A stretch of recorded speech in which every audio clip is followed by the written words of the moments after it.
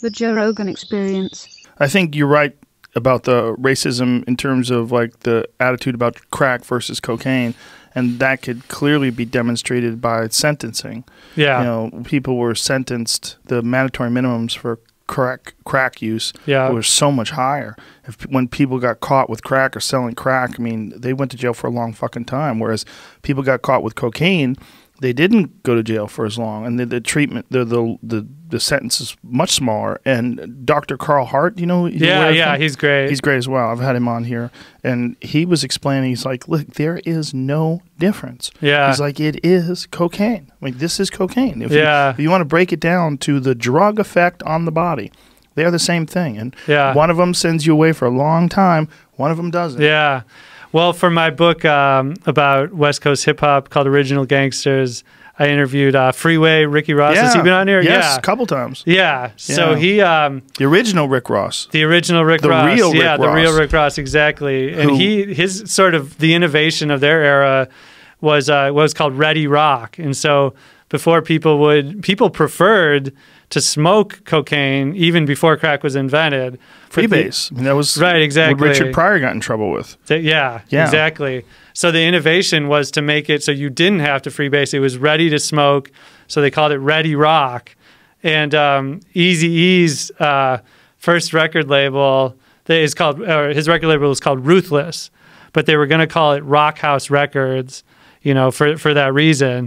And so he was a crack dealer before he got in the music industry. Yeah, the Rick Ross story is the real Rick Ross story, I should say. And Rick Ross, Freeway Ricky, which is what they used to call him, was making millions and millions of dollars. Did not have any idea that he was involved in that whole Oliver North Contra scandal, which is incredible. Yeah, like they were using the cocaine money to fund the war with the Contras and the Sandinistas. Yeah, Rick Ross is.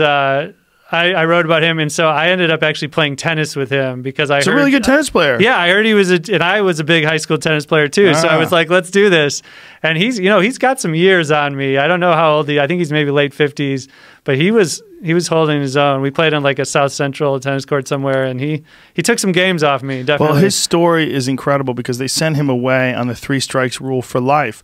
And then while he was in jail, he learned how to read. Then he learned how to understand the law, and he started, like, literally taught himself to be a lawyer, and then realized, like, no, the way they used the law was incorrect and unlawful. 3 strikes means you get arrested for larceny. You get out, you get arrested for larceny. You get out, you get arrested for larceny. They did it in one swoop. So they gave him 2 charges at the same time and then put him in for 3 strikes. And he was able to successfully prove that that was wrong. That's why he's out right now. Wow. He's so smart. One of the things he taught me that, you know, you always used to hear about crack babies all the time in the 80s, like cover of Newsweek, crack babies. He was like, you know, crack babies aren't real. That's not a real thing.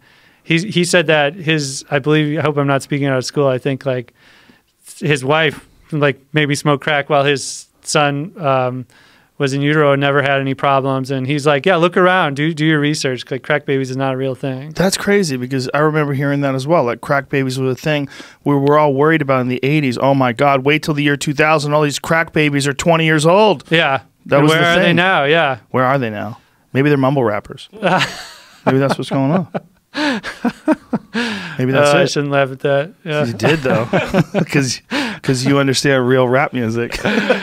Oh man, I'm just worried that I'm about real like hip hop. The old man, right? I know it's just so lame to be like the kids these days. I'm definitely that. That's who I am.